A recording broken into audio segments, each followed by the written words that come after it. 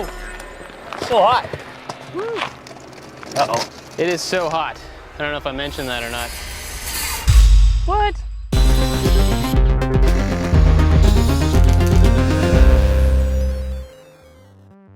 We are here in my boys' room. We've done lots of projects up here, like these bunk beds. You've seen this room before, but it is really hot up here, and that's because this room has attic on 3 sides. We've got a section above us, and we have 2 big sections on each side.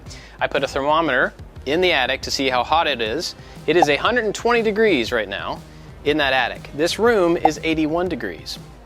And outside, it is currently 93 degrees. So those are the numbers that we're using as our baseline. And what we want to do today is add ridge vents to all of the ridges on the house. One's right through here, and then there's one on each side. And we want to see how quickly that's going to change the temperature of both the attic and this room. We've got our baseline numbers, so let's go out on the super hot roof and talk about how we're actually going to do this. Before we go up on the roof, I wanted to show you the ridge vent that I'm going to use. Now, this stuff comes in a big wide range of options. You have some really thin corrugated plastic versions, which are a little less expensive, but they don't have a huge opening, so you're not going to let a lot of air out. This is kind of a mid-grade, and then there's also really dense, thick plastic ones made for high snow load areas. But basically what you're doing is you're cutting off the wood and the shingles on the peak of the roof, the highest point, so all that hot air can go up and out that area. Then you have to cover that area with a ridge vent. This will bend over the top, protect it from water, but then has the venting on the side so all the hot air can come up and out the sides. And then you cover this entire thing with shingles. So this comes in a roll. It's about 30 feet, and so we're gonna go up and start working on the roof to prepare to put this down. Obviously, if you're gonna be on the roof, there's a certain level of danger, so you need to be really careful. But I've got plenty of grip up here, so I'm okay not to like tie in. But if you have a super steep roof, you may need to figure out a way to wear a harness and make sure that you're safe. So this is the section that we're gonna start with. It's about 20 feet or so. And basically we have to take off the cap shingles across the top, and I'm gonna try to take them off and not destroy them so I can reuse them. I do have some replacements if we need, but I think I should be able to pop them off, take the nails out, and reuse those. One of the things I wanted to point out here is that the only ventilation my entire attic has is 2 of these attic fans, and I'm pretty sure at least one of them doesn't work. They both might not work. So anything we do up here, any kind of ventilation we get is going to be better than what these things do. First step here is to take off the shingles, and we need to take them all the way from the outside edge till about a foot from the nearest junction. So I'm going to start about here, work my way all the way to the end, and then we'll talk about what to do next.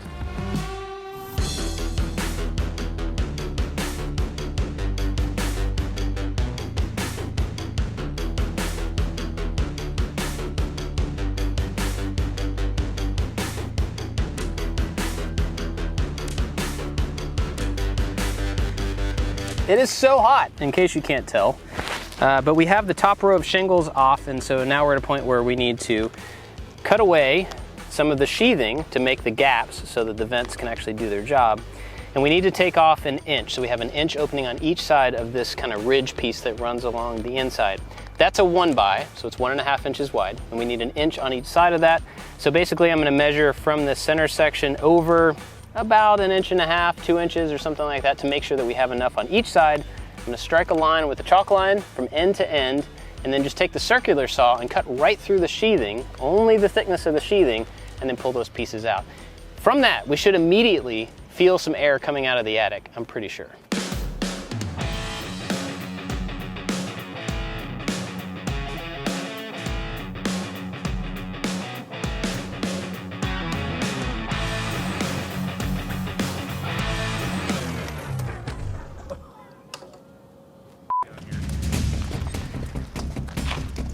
Uh-oh. See you later.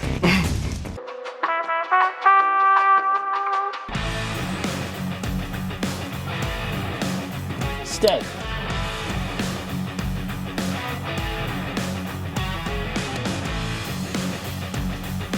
It is so hot. I don't know if I mentioned that or not. I got the chalk line put down here, and I took out the nails that were in the way of the chalk line. The chalk is not super solid all the way across. I can kind of see it, but I'm actually going to take a white chalk pencil and just kind of draw it in so that I can see the full line before I start cutting. But basically then I'm going to take the circular saw and lower the blade just to the thickness of the sheathing so I don't cut into the framing below it. I don't want to do that at all. Then I'm going to start down here and run right down that line to the end of the roof, and then we'll pull those pieces out. This video is sponsored by SimpliSafe, which is great because all of us here at ILikeToMakeStuff are big fans of SimpliSafe, and we've all got systems in our houses and even one here at the office. It's a great way to secure your home or your office. Basically, you just go to the website, you build out the system with all the components that you need specifically, and they will ship it to you in a box. Now, by components, I mean you can pick out indoor cameras, outdoor cameras, video doorbells, you got water sensors, glass break sensors, sirens, door opening sensors. You got a lot of stuff to choose from to completely secure your home.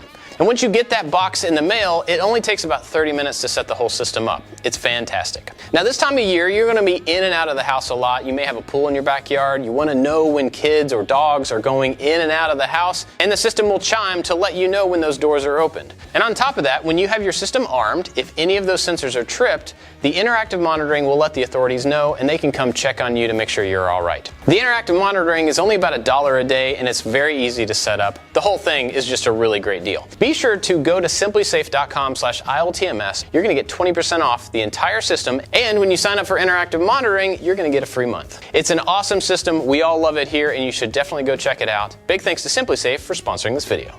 Okay, so I just cut this one little section. Just this much is the only part that's open. And we can see the hot air coming up out of here. I can feel it. But if we drop sawdust in here, look how it blows away. And it is not a windy day. It's not like the wind out here is taking. That is definitely coming out of the attic.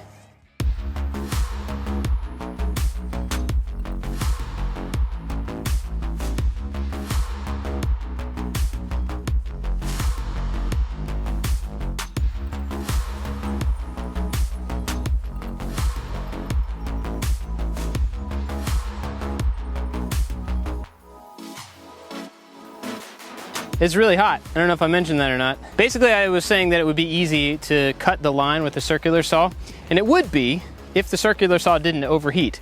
But it is so hot out here that the saw kept overheating, so I'd only get about halfway done on one side and have to wait for it to cool off. So, my advice so far for this is in the summer, when you're hot and you know that you want to do this, make a list to do it in the fall or in the winter when it's not terrible up here. It's pretty bad to work on the roof right now. But basically we're at a point now where we can lay down the ridge vent and then start to nail it down.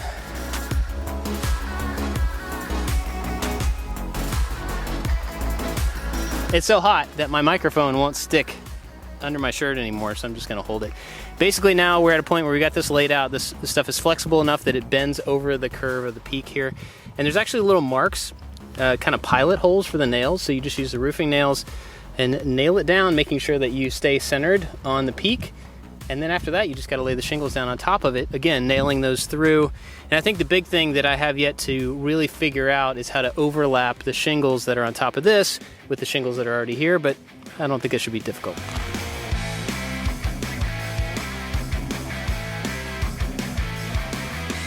This is actually going down really quickly, and luckily these hole patterns make it very quick to know where to put the nails. They go in quickly.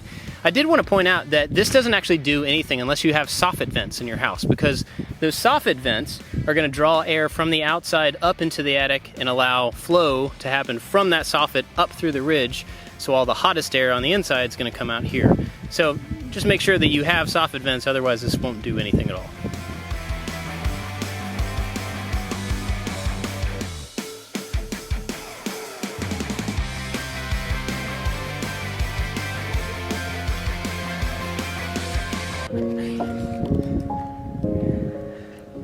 I don't know if I've mentioned, it's really hot today, but I got the ridge vent down. I've got it overhung here a little bit extra, so I can cut that off. It cuts with a utility knife, so I'm just gonna trim it to a little bit past the edge because I wanna keep water out of there as much as possible, so I'm gonna have it overhang a little bit.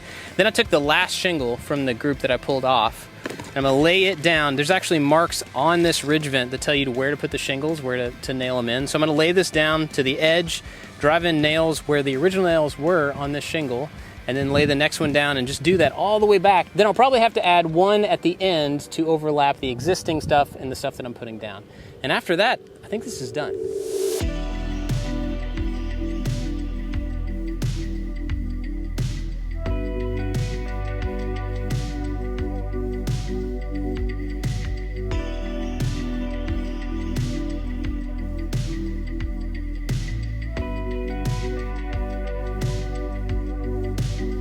After only a couple of hours, this thing is pretty much finished. The last thing I have to do here is to seal up the final shingle. So I've taken the final shingle and tucked it under the one that I left here. I've got a couple of nails, and so I'm gonna take this other scrap and use some roofer's cement to seal it and put it on there, drive in a couple of nails, and then put some of this cement on top of that to water seal that. And I think this thing should be about finished. I don't know if I mentioned this or not, but it is really hot up here. But this section of roof is finished, so all I have to do is do the rest of the roof. I just finished up the third of 4 of these ridge vents, and it's actually going a lot quicker. It's not as hot today, but I did want to point something out. Yesterday, after the sun started going down, the temperature went down a little bit, and when I took up these shingles, I had a little bit harder time getting them apart. When they're warm, the adhesive strip that attaches them together is really pliable, they come apart, and it's easy to reuse them. But when it cooled down, they were a little more rigid, and I was afraid that I was going to tear the shingles, so I had to be a little bit more careful. Just something to think about if you're doing this.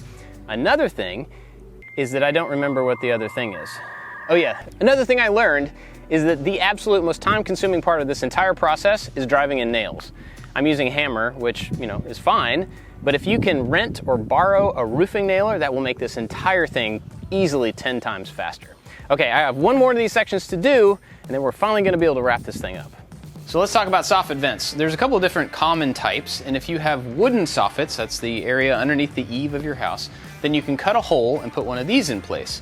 This is a vent that has a mesh on the back to keep bugs out, but it'll let air through, and this is a really easy way to add a vent to a wooden soffit. But ours are actually different pieces of siding-like material. You can have aluminum or plastic, and so we're gonna use this type. Now this is vinyl.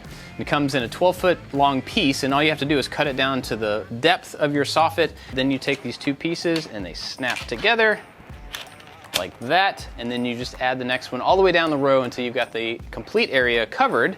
And each one of these little holes is a small vent. It's small enough that a bug won't get through it, but big enough that air will. So I've got to cut down a whole bunch of these and then just go install them in my soffits. So we talked about some temperatures at the beginning of this video, about the temperature outside, the temperature in the attic, and the temperature in the room. And I've measured all 3 of those things a few times over the process of this, and I found that it actually didn't make a very big difference inside the room.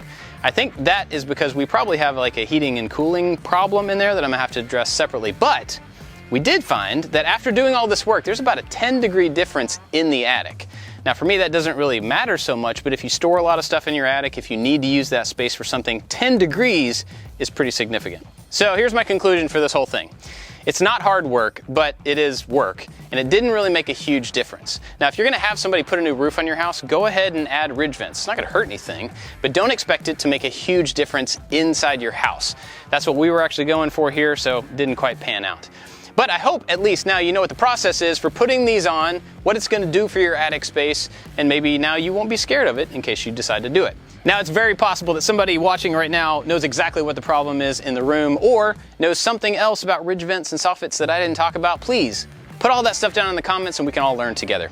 We've got tons of other types of projects that you may want to check out. Home stuff, projects, all sorts of stuff. So be sure to check those out. And if you're not subscribed, be sure to do that as well.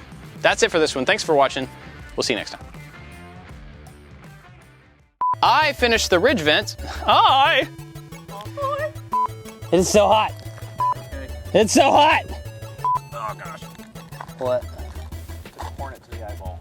There's, So, if you have some interesting, if you're an interesting person, leave a comment down below.